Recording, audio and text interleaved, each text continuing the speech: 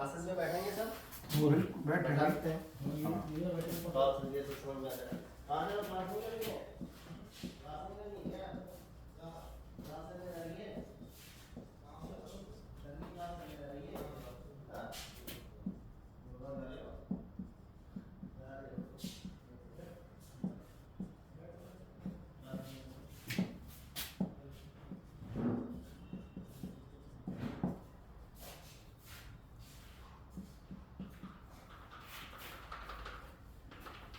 बोलो सर नमस्ते नमस्ते नमस्ते आप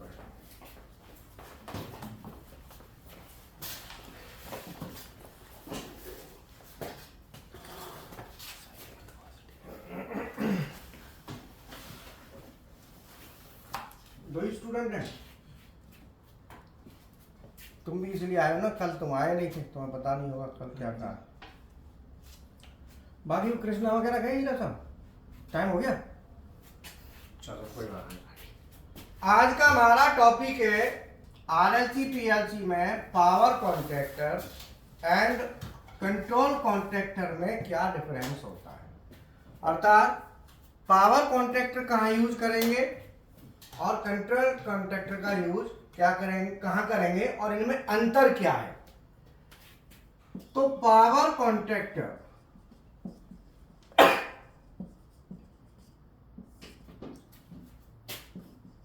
और कंट्रोल कॉन्ट्रैक्टर। पावर कॉन्ट्रैक्टर में बेसिकली जो कॉन्ट्रैक्ट होते हैं, मान लो जैसे हम कॉन्ट्रैक्टर बनाते हैं,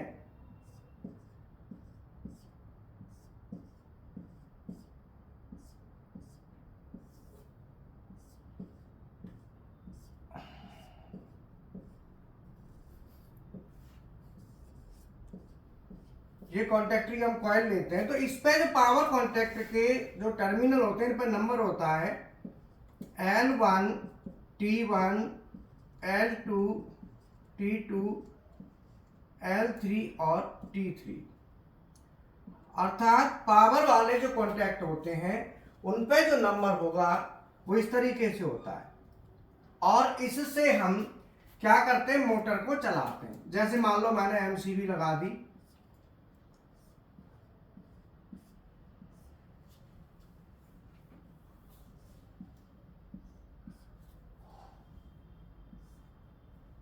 और यहां से इसको कनेक्ट कर दिया, इसको कर दिया, और ये तीनों फेस ले लिए, और ये हमारी एमसीबी हो गई।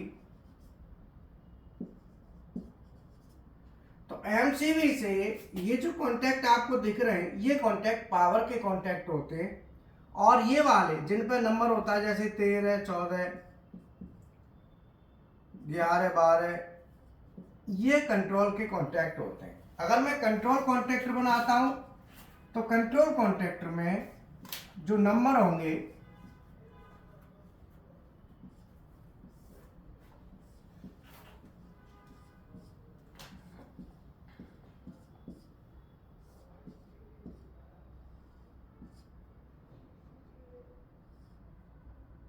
जैसे ये नंबर होगा हमारा 13, 14, 23, 24, 21, 22, 11, 12, ये हमारा कंट्रोल कॉन्ट्रैक्टर।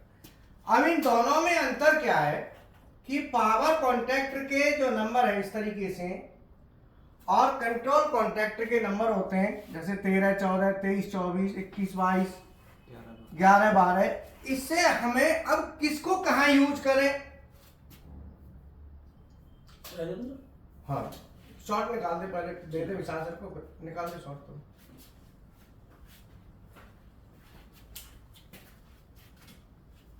जैसे मान लो मैंने यहाँ पे एक पुश बटन ले लिया, PB1, ये सरा A1, A2,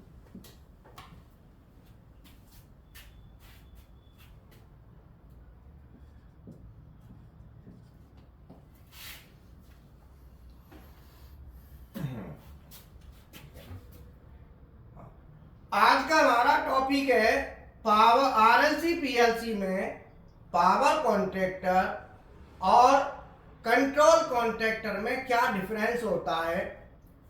तो बेसिकली पावर कॉन्ट्रैक्टर जो होता है उसके जो कॉन्टैक्ट्स होते हैं उस पर नंबर लिखा होता है, कोडिंग जो होती है वो होती है L1 T1 L2 T2 L3 T3, अर्थात अल्फा न्यूमेरिक। ये अल्फाबेटिक है और ये न्यूमेरिक है। जबकि कंट्रोल कॉन्ट्रैक्टर में जो हमारे नंबर कोडिंग होगी वो होगी 13 14 23 24 21 22 11 12, अर्थात डबल न्यूमेरिकल वैल्यू। तो हमारा जो कॉन्ट्रैक्टर होता है पावर का, जिसमें नंबर होंगे वो होंगे अल्फा न्यूमेरिक, और जो कंट्रोल का कॉन्ट्रैक्टर होता है उसमें टोटल न्यूमेरिक होते हैं। पावर कॉन्ट्रैक्टर का यूज हम AC1 AC2 और AC3 रेटिंग में यूज करते हैं, जबकि कंट्रोल कॉन्ट्रैक्टर का यूज हम AC11 या AC15 कैटेगरी के लोड के लिए यूज करते हैं। ठीक है, हेलो, नमस्ते नमस्ते। हाँ ठीक है, बोलो, तुम बताओ।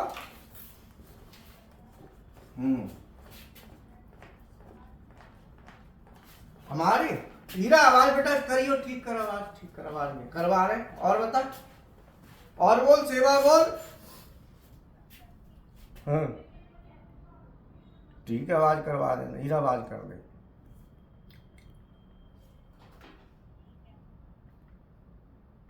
हाँ बेटा, अब ये आप ये बताओ AC1 का क्या मतलब है।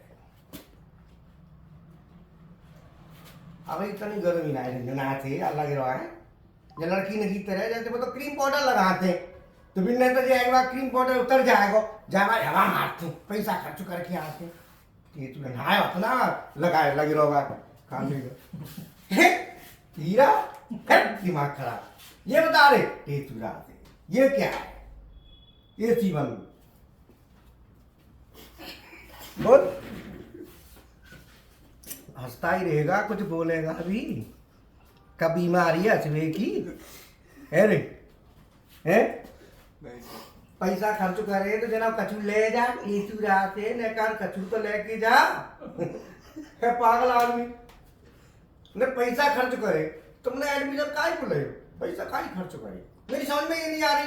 अगर मेरे पास तुम जैसे 10-20 और हो तो ये तो चले गया, या तो हंसते ही रहेंगे, या तो कुछ काम धंधा कुछ होगा नहीं।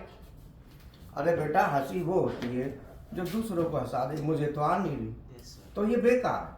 हंसी उसे कहते हैं जो दूसरे को हंसा दे। अब मुझे तो आ नहीं रही, तुम दोनों हंस रहे हो आपस में। ये सब ये लोकल एरिया ना जहाँ का जो आजू बाजू होता है, इनका यही हाल है। चूंकि ना कीला बिक जाता है और कीले में तो खाते रहते बस, तो वो उनका एक कीला वाला चक्कर है। अब बेचारे वो पूर्वांचल के होते हैं ना, गरीब गुरबा, उनने पूछा जिंदगी क्या होती है, समझ में आई। अरे बता बेटा AC1 क्या है।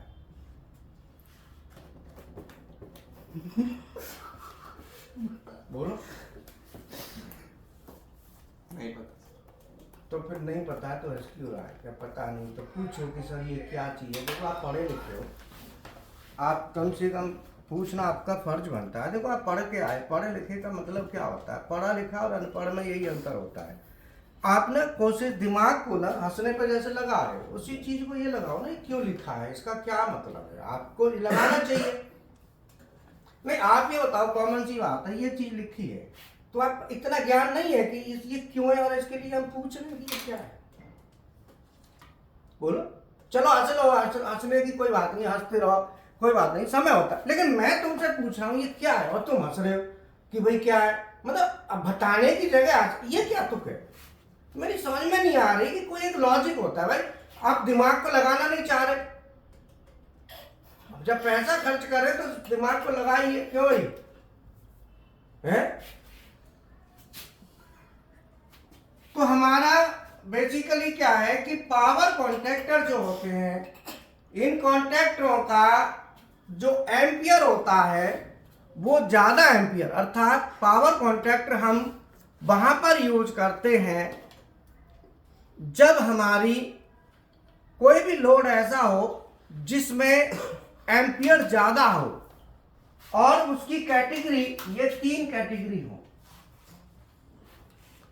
अगर हमारा लोड AC1, AC2 और AC3 कैटेगरी में से किसी भी कैटेगरी में आता है तो वो हमारा पावर कॉन्ट्रैक्टर यूज करेंगे और उस सर्किट को हम पावर सर्किट कहते हैं। अर्थात हमारा जो AC1 है ये आता है रेजिस्टिव लोड के लिए, जैसे हमारे हीटर हो गए इनके लिए, और AC3 आता है ये इंडक्टिव लोड के लिए आता है, और AC2 आता है वो कैपेसिटिव लोड के लिए आता है। ये 3 तरह के लोड होते हैं, रेजिस्टिव लोड, इंडक्टिव लोड और कैपेसिटिव लोड। अब इसमें बात आती है कि तू लिख रहा, तू क्यों नहीं लिख रहा? जब तुम लिखने पर लगोगे, कुछ चीज करने लगोगे ना, हंसना अपने आप बंद हो जाएगा। हंसना कोई वो नहीं है। तुमको मान लो हंसना आ रहा है तो तुम ये सोचो कि आ रहा है तो उसके पीछे कोई लॉजिक होता है, ठीक है हंसने आ रहा है तो उसे रोकना है, कैसे रोकें? तो जैसे मान लो कई बार कोई भी चीज होती है नकार चली जाती है, जैसे तो हम क्या करते हैं, पानी पीते हैं, पानी पीने से वो ठीक हो जाती है। ऐसे ही तो हंसी आ रही है, लिखना शुरू करो, अपने आप चली जाएगी। मान लो तुम्हारा कोई नुकसान हो जाए, अचानक से ऐसा हो जाए जो तुम उम्मीद ना करो, फिर तुम हंस लोगे, अपने आप चली जाएगी ना। तो अल्टीमेटली आप अपने माइंड को डाइवर्ट करो कि भाई हम अपने माइंड को डाइवर्ट कर देंगे कि जिससे वो हंसी जो आ रही है वो नहीं आएगी। इसको पूछें, समझें, लिखना शुरू करें, फिर नहीं आएगी। अब माइंड को यूज नहीं करोगे, नहीं आदमी हंस रहा, ठीक है हर चीज समय से होती है, कोई बात नहीं, इसे रोकने का भी तरीका है ना। अब लिखना शुरू करो, पूछना शुरू करो, अपने आप चली जाएगी। अब उसमें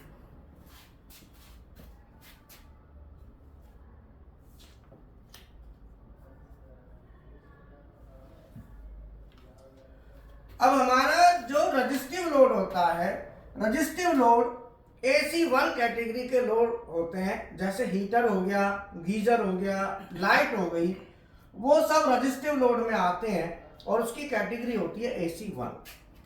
अर्थात आप कोई भी अगर हीटर को चलाना है तो आपको जो कॉन्ट्रैक्टर लेना पड़ेगा वो AC1 कैटेगरी का लेना पड़ेगा। अगर आपको मोटर चलानी है तो आपको AC3 कैटेगरी का कॉन्ट्रैक्टर लेना पड़ेगा, जिसमें इंडक्टिव लोड हम यूज करेंगे। तो इसी तरीके से कंट्रोल वाला कॉन्ट्रैक्टर जो, और ये AC2, इसमें हम जो पावर कैपेसिटर होते हैं, पावर फैक्टर को इंप्रूवमेंट करने के लिए जो कैपेसिटर यूज होते हैं उसमें हम AC2 रेटिंग का यूज करते हैं। तो ये 3 तरह की हमारी रेटिंग हो गई, AC1, AC2 और AC3। अब इसमें बेसिकली क्या होता है कि इसकी जगह मैं जैसे कंट्रोल कॉन्ट्रैक्टर यूज करता हूं, तो कंट्रोल का यूज हम करेंगे, ये लाइट लोड के लिए होता है। 2-3 एम्पियर तक का अगर लोड हमको लेना है तो हम कंट्रोल कॉन्ट्रैक्टर का यूज कर लेंगे। जैसे पंखा चलाना है, लाइट जलानी है, तो हम इसके कॉन्ट्रैक्ट्स के थ्रू चलाएंगे। एक पावर कॉन्ट्रैक्टर जो होता है, पावर कॉन्ट्रैक्टर के अंदर 3 पावर के कॉन्ट्रैक्ट होते हैं और 2 कंट्रोल के होंगे। ये तो ये कंट्रोल वाले जो कॉन्ट्रैक्ट होते हैं, ये कॉन्ट्रैक्ट का बेसिकली यूज हम सर्किट को पूरा करने के लिए करते हैं। जैसे मान लो रिवर्स फॉरवर्ड स्टार्टर की हम वायरिंग करते हैं, तो उसमें पावर कॉन्ट्रैक्टर लगेंगे, क्योंकि ये हम यूज कर रहे हैं मोटर के लिए, तो 2 पावर के कॉन्ट्रैक्टर हम यहाँ पे लगा देंगे। तो पहले हम मोटर ले लेते हैं,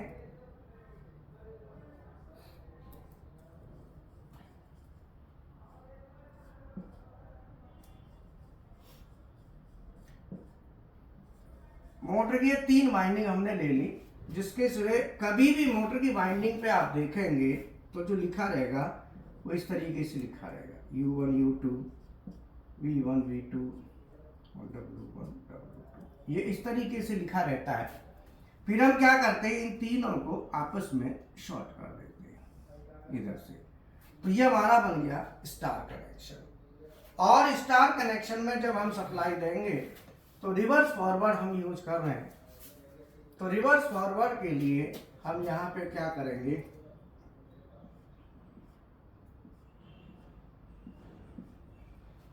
एक कॉन्टेक्टर हमने लगा दिया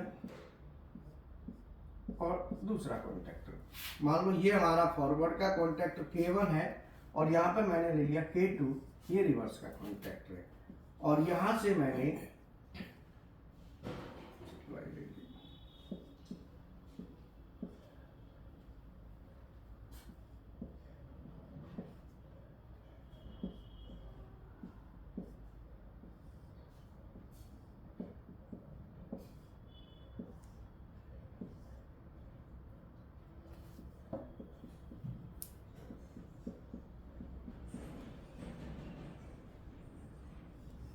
आर फेस मैंने U1 को दे दिया, Y V1 को और B मैंने W1 को दे दिया, तीनों फेस दे दिए।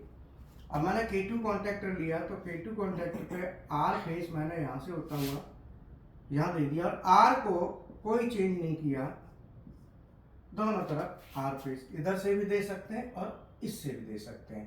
तो आर में हमारा कोई चेंज नहीं है, Y और B में हमने चेंज कर दिया, तो B फेस हमारा Y फेस हमने उठाया यहाँ लगा दिया और B फेस हमने यहाँ दे दिया, और ये आपस में इंटरचेंज करेंगे, इसको इससे कनेक्ट कर देंगे और इसको इससे। अगर मैं ये K1 कॉन्टेक्टर ऑन करता हूँ, K1 इज ऑन, तो उस समय हमारा जो R फेस है वो U1 पे जा रहा है, Y फेस हमारा V1 पे जाएगा और B फेस W1 पे जाएगा। अगर मैं K2 कॉन्टेक्टर यूज करता हूँ, K2 इज ऑन, अगर K2 ऑन है तो उस समय हमारा जो R फेस है वो तो U1 पे ही जा रहा है इस रास्ते से, यस सर। तो R फेस हमारा U1 पे जा रहा है और Y फेस इस पे जा रहा है W1 पे, और B फेस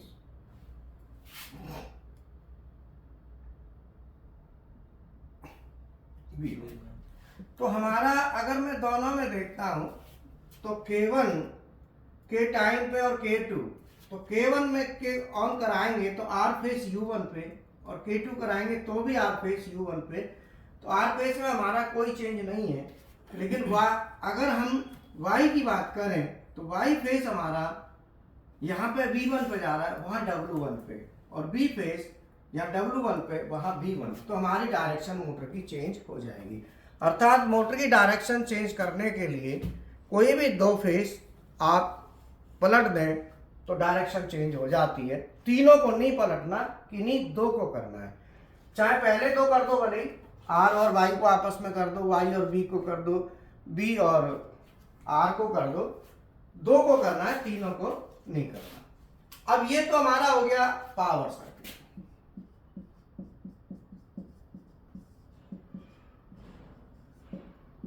अब पावर सर्किट में जो कॉन्टेक्टर यूज होते हैं वो कॉन्टेक्टर पावर के होंगे, अर्थात ये कॉन्टेक्टर पावर का लगेगा और ये भी पावर का, और जो कॉन्टेक्टर लगेगा वो AC3 रेटिंग का होगा, ये भी AC3 होगा और ये भी AC3। तो जब हम मार्केट से कॉन्टेक्टर परचेज करते हैं तो हमें देखना होता है कि कॉन्टेक्टर से हम कौन सी मोटर चलाना चाह रहे हैं और मोटर या हीटर कौन से टाइप का लोड हम चलाना चाह रहे हैं, तो जो भी हम लोड लेंगे उसी हिसाब से हमें कॉन्टेक्टर परचेज करना पड़ेगा। अगर गलती से मान लो कॉन्टेक्टर गलत लगा हुआ है और आपको पता है कि मोटर के लिए लगा हुआ है और कंट्रोल वाला किसी ने गलती से लगा दिया, तो उसमें ये नहीं कहना चाहिए कि हमें नहीं पता किसने लगाया, पहले से लगा हुआ है। तुरंत उसे रोक दो, बोला सर ये पावर का यहाँ लगेगा, कंट्रोल वाले से मोटर फूक जाएगी। क्योंकि कंट्रोल वाले कॉन्टैक्ट की जो एम्पियर रेटिंग होती है वो कम होती है, वो कम करंट के लिए यूज होता है, इसलिए उसे हम कम करंट के लिए यूज करते हैं। अब आता है कंट्रोल सर्किट। अगर हम कंट्रोल सर्किट बनाते हैं तो कंट्रोल सर्किट में हम बनाएंगे तो कंट्रोल सर्किट में पहले मैं यहाँ पे लैंग्वेज लिख देता हूं कि जैसे मान लो हमारे पास पुश बटन है, PV1 press, K1 on and hold.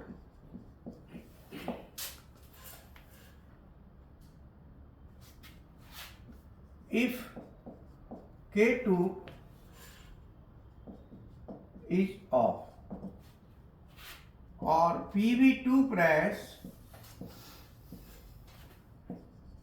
K2 on and hold if K1 is off.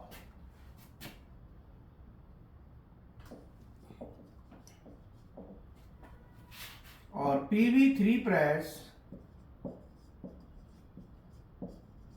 K1 and K2 off। अब इसका लॉजिक लिखो, चलो थोड़ी मैं 5 मिनट दे रहा हूँ, लिख लो, फिर नहीं फिर मैं बता रहा हूँ।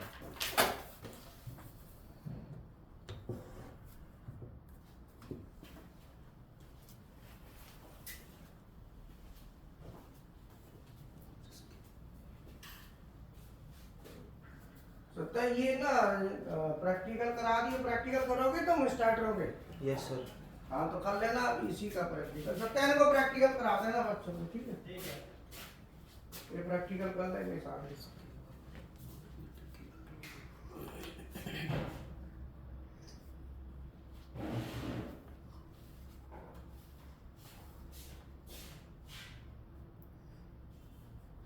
बाकी सब छुट्टी गए होंगे मुझे लगता है।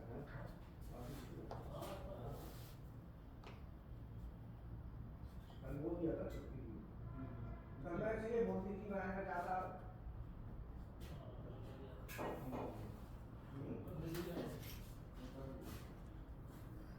वो एजेंट से हो गए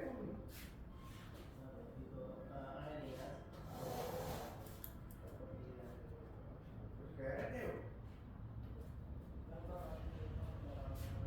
नहीं तेरा हमको बढ़िया लगा। PV3 press K1 is K2 कई बार हम किसी से बात करने का प्रयास करते हैं तो क्या लगता है हमें कई बार आ सकता है।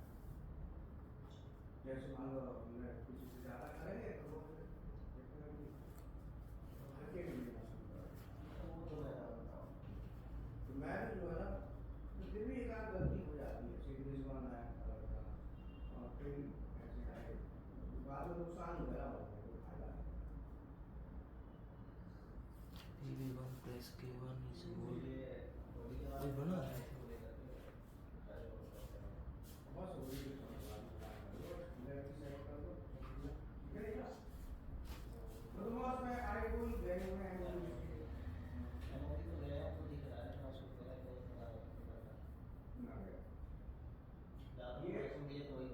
ये होता है मेरे पास एक मशीन की M1 भी है, ये MCB तो नहीं कराती। MCB शायद नहीं की।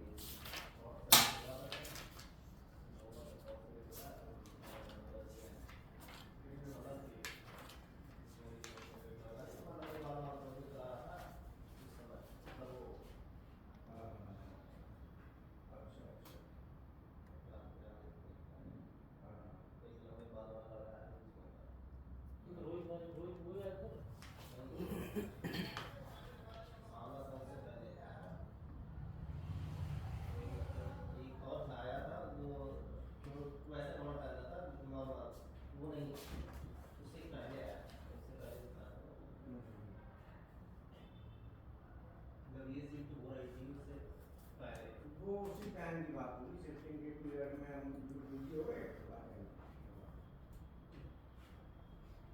क्या बोला था, शॉर्ट सर्किट हो गया? वो मतलब कि इसमें से धुआं आ रहा था।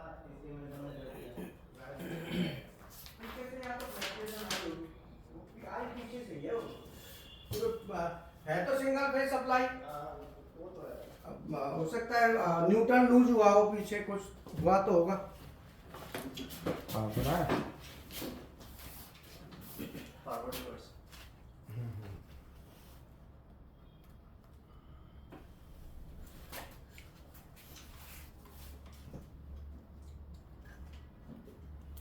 ठीक है, देखो इसमें ना एक चीज ध्यान रखो कि हम किसी भी आउटपुट को अगर हमें एक बार ऑन कराना है या ऑफ कराना है, तो जब हम ड्राइंग बनाएंगे तो उसे दो जगह नहीं लिखते। जैसे मान लो बल्ब है, तो बल्ब को ऐसा नहीं है कि हम एक बार ऑन कराने के लिए लिखें फिर ऑफ कराने के लिए, बल्ब एक ही बार लिखा जाएगा। तो मैं यहाँ पे हमारे अल्टीमेटली आउटपुट कितने, दो हैं, एक K1 है और एक K2 है।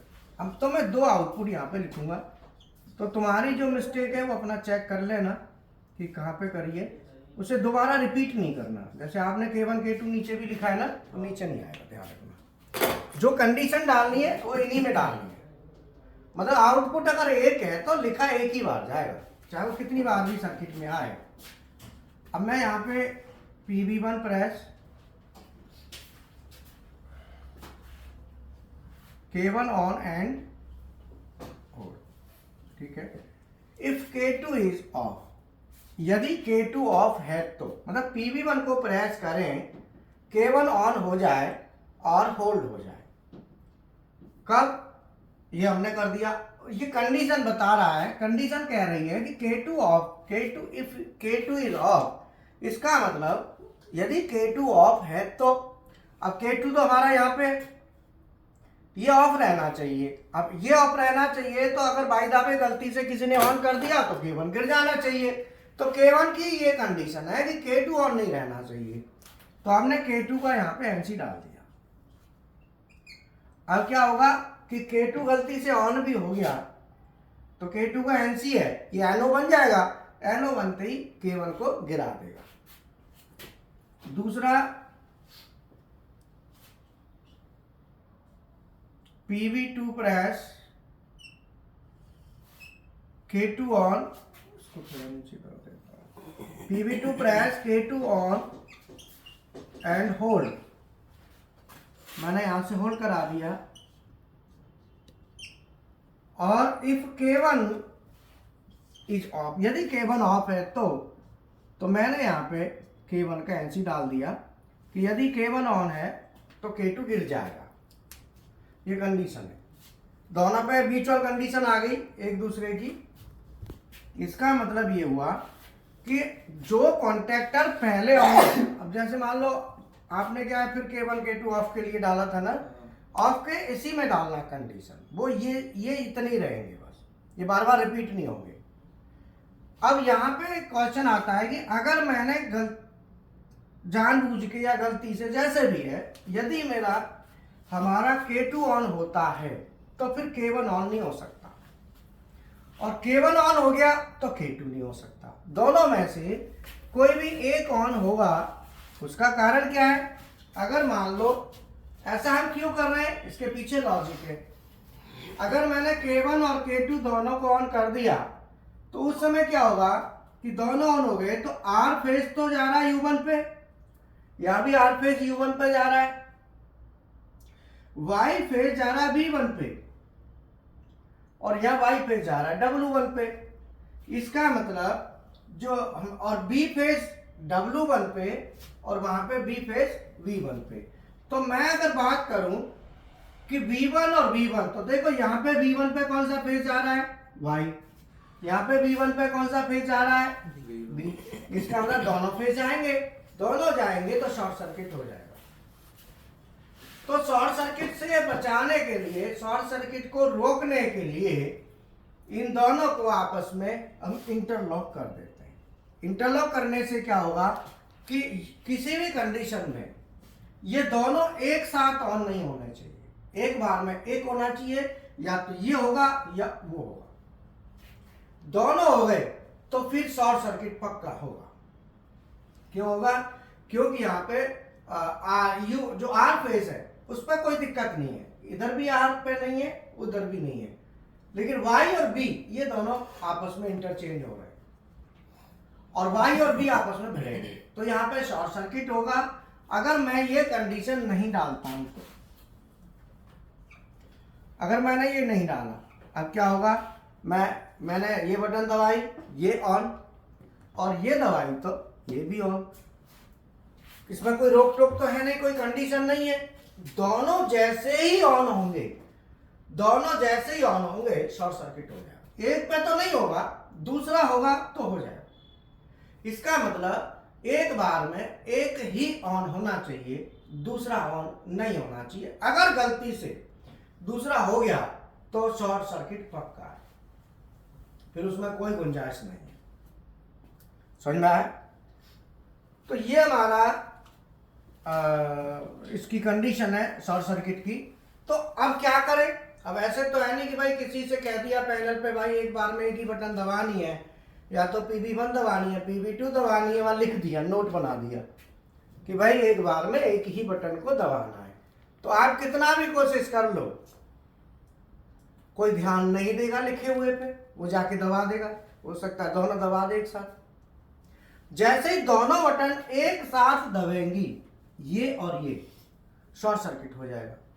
ये पहले दबा के केबल ऑन हो गया, कोई गया दूसरा, उसने झटक से ये कर दिया तो भी हो जाएगा। मतलब सीधा है कि एक ऑन है तो कोई दिक्कत नहीं आएगी, लेकिन दूसरा भी ऑन हो गया तो शॉर्ट सर्किट होगा।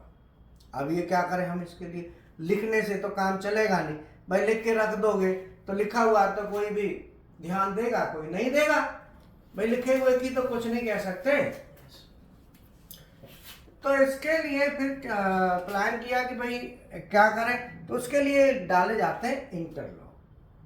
अगर हमारा मान लो ये ऑन है, या ये ऑन है, ये बटन दबाई ऑन है, मोटर चल रही है, किसी ने ये दबा दी तो ये भी ऑन हो जाएगा।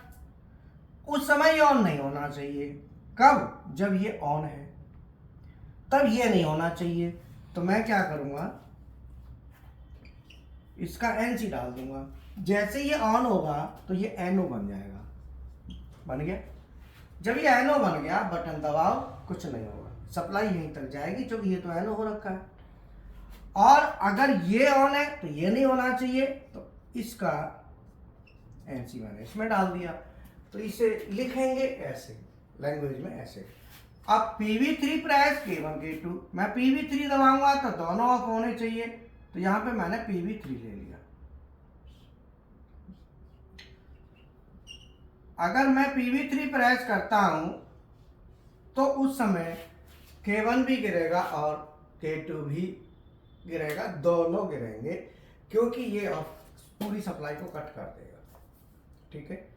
अब आपने PB3 यहां लगा सकते हो, या इन दोनों में लगा सकते हो, यहां 2 बार लगा लो, चाहे 1 बार लगा लो, अल्टीमेटली गिरने दोनों है। तो वो आप अपने अपने हिसाब से लगा लो, जैसे लगाना है। अल्टीमेटली एप्लीकेशन सॉल्व होना चाहिए। अब यहां पे बात आती है कि जैसे मान लो हमारा रिवर्स फॉरवर्ड स्टार्टर में किसी भी कंडीशन पे हमें शॉर्ट सर्किट को रोकना है।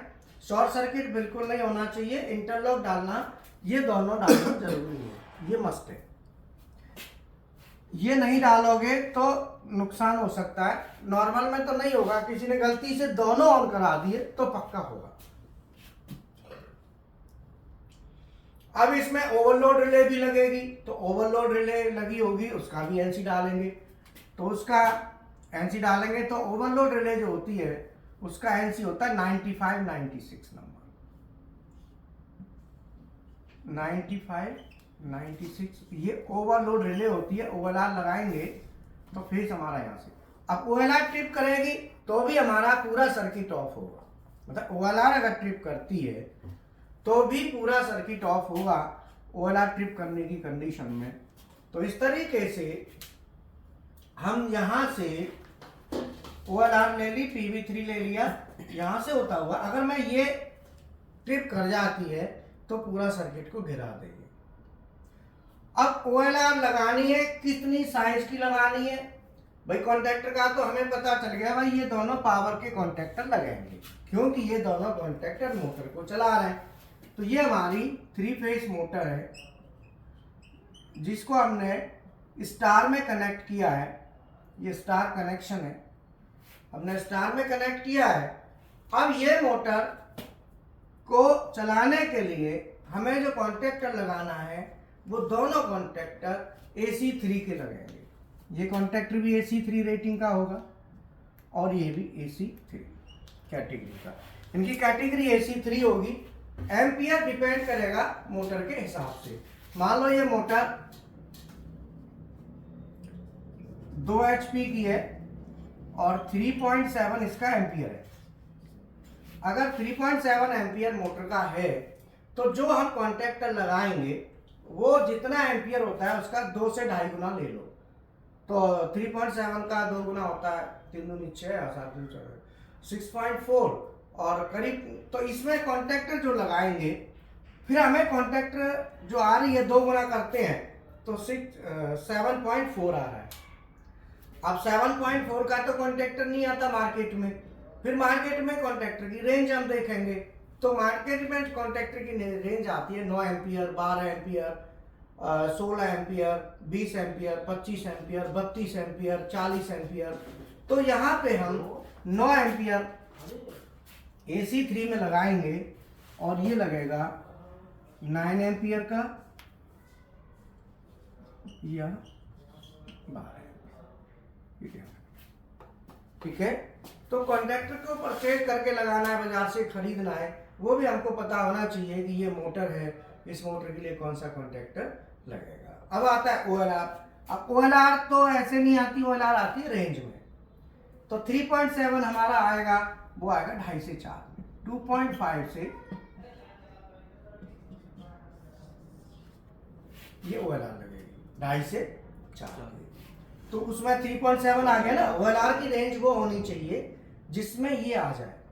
OLR क्या होती है सर? OLR होती है ओवरलोड रिले। ओवरलोड रिले का मतलब है कि जैसे ही मोटर पे आप लोड डालेंगे तो करंट बढ़ेगा, और करंट बढ़ेगा तो ये जो मैं मोटर पे लिखा है 3.7 एम्पियर, ये मोटर का मैक्सिमम रेटेड करंट है। अर्थात मोटर पे इतने एम्पियर तक लोड डालोगे तो मोटर झेल लेगी, सहन कर लेगी। अगर इससे ज्यादा एम्पियर आएगा, लोड ज्यादा डाल दिया तो लोड से एम्पियर बढ़ता है। तो जैसे ही लोड ज्यादा डालेंगे एम्पियर बढ़ेगा तो मोटर की वाइंडिंग हीट होगी। उस समय मोटर को ट्रिप कराना जरूरी है, मतलब कॉन्टेक्टर को ऑफ कराना, नहीं तो मोटर जल जाएगी। तो उस कंडीशन में हम क्या करेंगे, एम्पियर से मोटर ज्यादा एम्पियर ले और उस समय मोटर ऑफ हो जाए तो उसके लिए ज्यादा करंट आ रहा है मोटर पे लोड के कारण, तो उसे कहते हैं ओवरलोड करंट। क्या कहेंगे उसको? ओवर। क्योंकि ओवरलोड से वो करंट आ रहा है, ओवरलोड कंडीशन कहेंगे। तो ओवरलोड करंट से आते ही हमको सेफ्टी होनी चाहिए, प्रोटेक्शन मिलना चाहिए। क्या मिलना चाहिए? प्रोटेक्शन। तो जो प्रोटेक्शन होगा तो उसमें क्या होगा, ये ऑफ हो जाए तो उस समय उसके लिए जो रिले लगती है ट्रिप कराने के लिए उसे कहते हैं ओवरलोड रिले। जैसे ही ये रिले एम्पियर बढ़ेगा, मान लो इसकी सेटिंग हमने कर दी 3.5 है, 7 है, मान लो इसकी सेटिंग मैंने कर दी 3.5 एम्पियर पे। तो 3.5 एम्पियर पे ओवरलोड रिले की सेटिंग कर दी तो मोटर जैसे ही 3.5 एम्पियर जाएगा मोटर का। अगर इससे कम चल रहा है तो कोई दिक्कत नहीं, इससे कम चल रहा है तो कोई दिक्कत नहीं, लेकिन किसी भी कारण से ये एम्पियर इतना जो सेटिंग की है उतना हो जाता है या इससे ऊपर होता है तो ये NC है ना, ओवरलोड रिले का, ये एंड हो जाएगा और सर्किट ऑफ हो जाएगा। तो मोटर की प्रोटेक्शन, ये सेफ्टी डिवाइस नहीं है, ये प्रोटेक्शन में आता है। तो मोटर को ओवरलोड से प्रोटेक्ट करने के लिए, ओवरलोड कंडीशन से प्रोटेक्ट करने के लिए ओवरलोड रिले का यूज किया जाता है। और ओवरलोड रिले किसी भी मोटर को चलाना है तो ओवरलोड रिले जरूरी है। अब आप प्रैक्टिकल कर रहे हो, यहाँ पे ओवरलोड रिले आप नहीं लगाएंगे, लगाओ नहीं लगाओ, यहाँ लगाओगे तो भी कोई फर्क नहीं पड़ता और नहीं लगाओगे तो भी कोई फर्क नहीं पड़ता, कोई दिक्कत नहीं आएगी। उसका कारण क्या है बताओ? लोड नहीं है, सीधा है, लोड ही नहीं है। नो लोड पे चला रहे हो तो नो लोड पे तो एम्पियर ज्यादा होता ही नहीं है।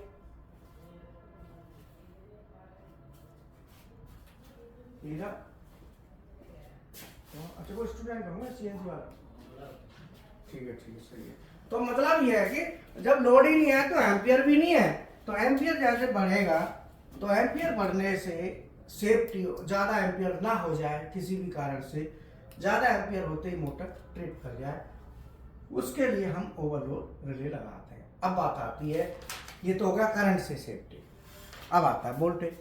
अब वोल्टेज क्या होता है, लोड पे तो वोल्टेज से लोड का तो कोई रिलेशन नहीं है, वोल्टेज तो पीछे से आ रहा है, लेकिन कई बार पीछे से ज़्यादा आ जाए तो उसके लिए अलग सेफ्टी लगाई जाती है। फिर वो ये सेफ्टी नहीं होती, उसके लिए वोल्टेज में अगर परिवर्तन आता है तो यहाँ पे एक लगाते हैं इसके साथ, इसके पैरेलल में, ये कॉइल है ना, इसके A1 और A2 दोनों के पैरेलल में हम लगाते हैं रेजिस्टेंस और कैपेसिटर RC, इसे कहते हैं RC स्नैपर। ये ओवर वोल्टेज से सेफ्टी देता है। अगर वोल्टेज में फ्लक्चुएशन आ रहा है, कुछ भी है, तो ये क्या करेगा, मोटर को बचा देगा उससे। जैसे वोल्टेज ज़्यादा आएगा तो ज़्यादा वोल्टेज आता है तो उस समय क्या होगा, जो कैपेसिटर है ना चार्ज हो जाएगा, और जब वोल्टेज कम आएगा उस समय ये चार्ज को छोड़ देगा रेजिस्टेंस के थ्रू। अगर रेजिस्टेंस नहीं लगाएंगे तो एक साथ छोड़ेगा झटके से, तो इसलिए रेजिस्टेंस लगाते हैं। तो रेजिस्टेंस से क्या होगा, वो धीरे धीरे करंट को रिलीज करेगा, वोल्टेज को ड्रॉप कराएगा। तो ये हमारा वोल्टेज फ्लक्चुएशन से सेफ्टी के लिए, ओवर वोल्टेज से ये अलग से लगाया जाता है, किसी में लगाते हैं पैनल में, किसी में नहीं लगाते। बट ये हमारा ओवरलोड रिले, ये तो लगती है। ओवरलोड रिले क्यों लगाते, वो उतना जरूरी नहीं है, बट ये जरूरी है। क्यों? क्योंकि मोटर पर लोड कभी भी बढ़ सकता है। पीछे से वोल्टेज आ रहा है तो वोल्टेज के चांस बहुत कम होते हैं कि फ्लक्चुएशन आए, कुछ भी है, उसके लिए से और चीज लगी होती है, सर्वो स्टेबलाइजर हो गया, वोल्टेज के लिए तो होते हैं साधन। लेकिन करंट तो कभी भी बढ़ जाएगा, करंट तो लोड के डिपेंड है, लोड आप बढ़ा रहे हो तो लोड बढ़ेगा तो करंट बढ़ेगा, तो इसीलिए ये लगाना जरूरी है। तो मोटर को ओवर वोल्टेज और ओवर करंट दोनों से सेफ्टी के लिए, अगर करंट ओवर हो रहा है तो ओवरलोड रिले लगाओ, वोल्टेज ओवर हो रहा है तो RC स्नैपर सर्किट लगाओ। वोल्टेज में फ्लक्चुएशन है तो इसे RC स्नैपर सर्किट कहते हैं। ये दोनों हमारी सेफ्टी के लिए जरूरी होते हैं मोटर के, कि वोल्टेज फ्लक्चुएशन है कुछ है तो RC लगा दो, और करंट ज़्यादा बढ़ता है तो उसके लिए ये लगा दो, ये ट्रिप करेगा। तो ये हमारे सर्किट में भी आएगा, ये तो ट्रिप करने के लिए। वो ट्रिपिंग का कोई नहीं होता, वो डायरेक्ट होता है, उसमें ट्रिपिंग का कोई ऑप्शन नहीं होता, समझ में आया। और ज़्यादा ही मान लो प्रॉब्लम आ रही है, वोल्टेज में कुछ आता है, तो एक मेटल ऑक्साइड बैरिस्टर होता है, MOV जिसे कहते हैं, जीनर डायोड होता है, फिर ऐसी चीज़ें लगाई जाती हैं वोल्टेज से सेफ्टी के लिए। जीनर हो गया, और जीनर है, रिवर्सिबल डायोड लगा देते हैं, जीनर डायोड लगा देते हैं, मेटल ऑक्साइड बैरिस्टर MOV लगा देते हैं। ये सब वोल्टेज सेफ्टी की चीज़ें हैं, बट ये डायरेक्ट लगती है इनमें, ऐसा नहीं कि NONC वाला सिस्टम नहीं होता, कट ऑफ वाला। पर करंट के लिए जो ये लगेगा इसमें होता है, ये ध्यान रखना है, ठीक है। तो ये हमारा मोटर में जो रिवर्स फॉरवर्ड स्टार्टर में वोल्टेज से सेफ्टी, एम्पियर से सेफ्टी मतलब प्रोटेक्शन, करंट ज़्यादा बढ़ता है तो उससे प्रोटेक्शन कैसे लेंगे, वोल्टेज ज़्यादा बढ़ता है तो उससे प्रोटेक्शन कैसे लेंगे, और ये हमारे दोनों कॉन्टैक्टर कैसे सिलेक्शन करेंगे, जितना एम्पियर मोटर का है उससे डबल करके, डबल से ऊपर हो नीचे ना हो। अगर ये 3.7 है तो ये 3.7 से दूना कर लो, 7.4 का कॉन्टैक्टर आता नहीं है तो आपको 9 का लेना पड़ेगा या 12 का लेना पड़ेगा। तो उसकी रेंज हमको पता होनी चाहिए भाई किस रेंज का हम इसमें ले सकते हैं। और सर इनमें दोनों ही चलाने हो तो K1 भी और K2 भी तो शॉर्ट सर्किट करो, पक्का होगा, शॉर्ट सर्किट होगा। दोनों चलाने का कोई वो नहीं होता, दोनों एक साथ चलाने की तो बात ही नहीं है। कारण क्या है कि जैसे मान लो ये मोटर है, अब मोटर को आप या तो ऐसे चलाओगे या ऐसे चलाओगे, ऐसा तो है नहीं दोनों को ऑन कर दोगे तो फिर चलेगी कहाँ। एक बार में एक ही दिशा में तो चलाते हो, कोई भी मोटर है जैसे सीधी चल रही है तो सीधी चल रही है। और अब जैसे मान लो गाड़ी है आपकी, तो गाड़ी में फॉरवर्ड गियर डालते हो, सेम टाइम रिवर्स गियर भी डाल दो, तो दोनों गियर डल जाएंगे तो क्या होगा, गियर बॉक्स टूट जाएगा, प्रॉब्लम आएगी ना। ऐसे ही यहाँ भी है, या दोनों एक साथ का यूज ही नहीं है, एक बार में एक ही चाहिए, जैसे या तो फॉरवर्ड या रिवर्स, या तो क्लॉकवाइज या एंटी क्लॉकवाइज। अब मान लो ये K1 है, ये क्लॉकवाइज चला रहा है, और जो K2 है ये काउंटर क्लॉकवाइज। एक बार में एक ही दिशा में तो चलेगी, दोनों में तो नहीं चल सकती। और मोटर के अलावा कुछ और हो तो सर मोटर के अलावा हो तो ये मोटर के लिए ही होते हैं। बाकी और जैसे हीटर चलाने, तो हीटर में तो रिवर्स फॉरवर्ड नहीं होता, मोटर में रिवर्स फॉरवर्ड होता है। तो ये मोटर को ही लिए स्पेशली, ये स्टार्टर जो होता है रिवर्स फॉरवर्ड, ये मोटर के लिए ही होता है, मोटर के लिए ही इसका यूज किया गया है और मोटर के लिए ही इसका नाम है। ठीक है, तो अब आप इसके प्रैक्टिकल कर लो, उतार लो, और इसमें जो भी आपको लगे कुछ जो करंट वाला है, वोल्टेज वाला, जितना हो सकता है, ampere selection, contact selection, overload relay selection, ये सब इसमें आ गया। अब आप अपने प्रैक्टिकल करो। ठीक है, समझ में आया? क्लास समझ में आई? Yes sir. कैसी लगी क्लास? अच्छी। और सर ये RYB हमेशा, ये RYB जैसे इसमें है WV1, ये इसका भी वो होता है? नहीं नहीं, इसका कुछ नहीं। देखो आपने क्या करना है, आर फेस मान लो आप किसी भी एक बाइंडिंग पे दे दो, ऐसा कोई जरूरी नहीं है कि U1 पे ही देना है, आप आर फेस B1 पे ला सकते हो। अब बच्चा Y1 V1 हो गया, U1 इसे U1 पे दे दो, इसे W1 पे दे दो, इससे कोई दिक्कत थोड़ी है। हाँ ये एक लॉजिक ये है कि जैसे मान लो हम कोई भी तार जब सप्लाई ऐसे लाते हैं, 3 तार, RYB का कैसे पता लगाएंगे सर? RYB में जो पता लगाने के लिए यहाँ पे कलर से, वैसे तो कलर से पता चलाते हैं, चलता है कि रेड कलर, येलो और ब्लू। अब मान लो कलर भी नहीं है, एक ही कलर की तीनों तार है, तो उसको पता करने के लिए ये RYB है, तो उसके लिए फेस वो आता है सीक्वेंसर, जो फेस रिवर्सल, उसे लगाओगे तो उससे पता चल जाता है। उसमें कोई भी तार गलत लग जाएगी तो वो ऑन ही नहीं होगा। फेस रिवर्सल रिले आती है, वो प्रोटेक्शन के लिए होता है। सिंगल फेस हो जाए या एक फेस चला जाए, मतलब सिंगल फेसिंग मतलब एक फेस चला जाए पीछे से, उसमें काम करेगी। या फेस पलट के सप्लाई भी आ जाती है ना कई बार, जैसे इसमें रेड येलो ब्लू। हाँ, मोटर में रेड येलो ब्लू है ना, हाँ। तो ये रेड येलो ब्लू का रेड आर हो गया। अब मान लो रेड येलो ब्लू ना होके सब ब्लैक ही ब्लैक हो या सब रेड ही रेड हो, तो फिर एक एक में तार लगा दो, फिर उससे दिशा का पता चल जाएगा। उल्टी चल रही है तो फिर पलट के लगा दो। ठीक है सर। ये तो आइडेंटिफिकेशन के लिए होते हैं कि RYB। अगर मान लो ये नहीं लिखे हुए तो अभी कोई दिक्कत नहीं है, आप जिस चल लगा दिए तीनों, लगा के उस पर मान लो क्लॉकवाइज चल रही है तो उनको पलट के 2 तार चेंज कर दो तो एंटी क्लॉकवाइज चल जाएगी। फिर उस पर लिख दो, जैसे U1 B1, मोटर में वैसे लिखा रहता है U1 U2 V1 V2 W1 W2, terminal पे लिखा रहता है। जहाँ टर्मिनल होते हैं ना मोटर के, वहां पे लिखा रहता है। अब देखेंगे तो मोटर पे जाके लिखा मिलेगा। और मान लो नहीं भी लिखा है तो भी आप कर सकते हैं, लेकिन दिशा का फिक्स नहीं है कि भाई किस में चलेगी, क्लॉकवाइज या एंटी। लिखा हुआ है तो आपको कंफर्म हो जाएगा कि अब ये क्लॉक में ही चलेगी या एंटी, और नहीं है तो कोई नहीं, कनेक्शन दे दो, कनेक्शन दे के। हाँ, कई बार ये होता है कि मोटर की 6 तार है, मान लो ये 6 तार है, अब इसमें आपको ये नहीं पता कि इन तारों पे कुछ भी नहीं लिखा, ये 6 तार हमारी निकल के आ गई। अब ये सिरा पहला है और ये बाइंडिंग का दूसरा है। अब मान लो मोटर के टर्मिनल चेंज हो गया, अब मुझे क्या पता, लिखा है नहीं, अब मैं कनेक्शन देना है तो शॉर्ट किसको करूं मैं, इसको। अब मान लो इस पे कुछ नहीं लिखा, चलो इस पे तो लिखा है, इस पे नहीं है। अब बताओ मैं इसे शॉर्ट करूं कि इसे करूं, ये तो दोनों, ये दोनों हो गए, देखो ये मोटर के। अब बताओ इसमें B1 और B2 तो कहीं लिखा ही नहीं है, ऐसा भी होता है। उसमें फिर हमें चेक करके मोटर के टर्मिनल बनाने पड़ते हैं कि स्टार्टिंग से कौन से हैं और लास्ट। अगर ये हमने नहीं बनाए तो मोटर करंट ज़्यादा लेगी और आवाज़ आएगी और जल जाएगी। ये भी है मोटर के केस में हमें, पर ये लिखे रहते हैं, आपको सब जगह लिखे मिलेंगे। या कई बार क्या होता है कि इधर वाले 3 टर्मिनल है ना ये वाइंडिंग के, इनको शॉर्ट करके अंदर ही अंदर कर देते हैं, बाहर केवल यही लाते हैं 3। कई बार ये 6 लाते हैं तो 6 में इनमें शॉर्ट मार दो और इनमें सप्लाई दे दो, ऐसे। अब मान लो तार तो सर 3 निकल के आ रही है, MCB में 2 जाएगी। 3 है ना, 1 2 3 3 फेज वाली एमसीबी लगेगी ना इसमें, 3 पोल वाली एमसीबी 3 फेज, तो तीनों तार आएंगे, तीनों जाएंगे। ठीक है, और ये कंट्रोल सर्किट है, ये अपना अलग बनाना है, वो अलग बनाना है, दोनों को अलग अलग डिजाइन करना है। चलो ठीक है, ओके, थैंक यू। आइएगा।